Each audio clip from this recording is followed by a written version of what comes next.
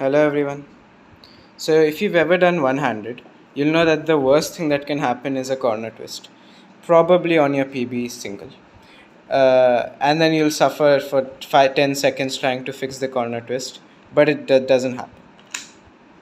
So I'm gonna show you a way, like the easiest way I found to untwist that corner. So what you have to do, first of all, you should put your index finger in between the two pieces, as if you're removing the corner itself. And while that happens, you have to use your middle finger to hold down the cube so that the cube remains stationary. Otherwise, it's gonna move around and you won't be able to untwist it. So once again, put your index finger through the lines so that you access the inner side.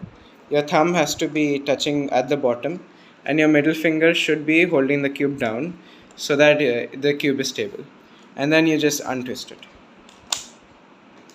There you go.